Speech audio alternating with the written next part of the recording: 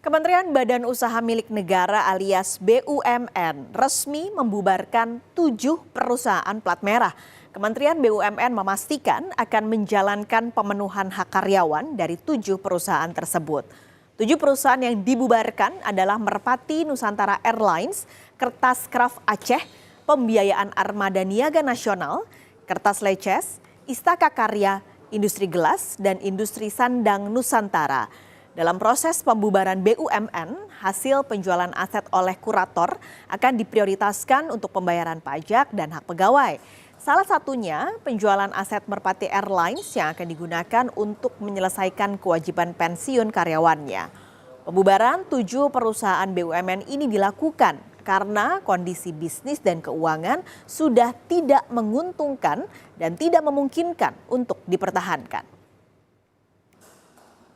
Prosedur pembubarannya mengikuti Undang-Undang Kepailitan, di mana setelah ada upaya-upaya yang dilakukan oleh PPA, maksimal restrukturisasi kalau gagal dan memang tidak viable, maka masuk kepada pembubaran yang pelaksanaannya nanti melalui kepailitan, yaitu Undang-Undang Kepailitan, dan tentunya nanti akan melibatkan profesi kurator. Jadi ini kami ingin menjelaskan lagi bahwa BUMN itu tidak berbeda dengan perusahaan terbuka lainnya, PT yang lain, bahwa kalau nanti memang tidak viable, maka endgame-nya akan masuk ke proses likuidasi melalui kurator. Nanti akan dipaparkan oleh Pak Teguh seperti apa. Nah, kami memastikan juga dalam proses ini terjadi proses hukum yang baik, di mana akan ada penjualan aset dan sebagainya, dan dilakukan secara fair, baik pemegang saham, kreditur maupun pegawai seluruhnya mendapatkan hak yang layak sesuai penjualan asetnya masing-masing. Nah, ini kami lakukan secara bertahap.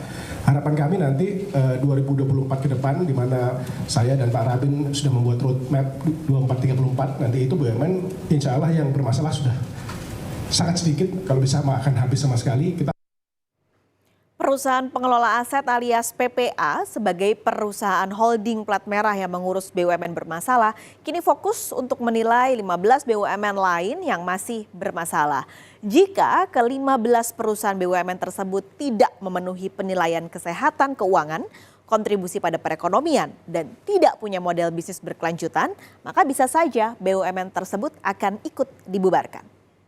Ini itu ada 22 BUMN yang menjadi di surat kuasa khususkan kepada kami itu untuk tadi ya dilakukan apakah itu direstrukturisasi, disehatkan atau memang dibubarkan.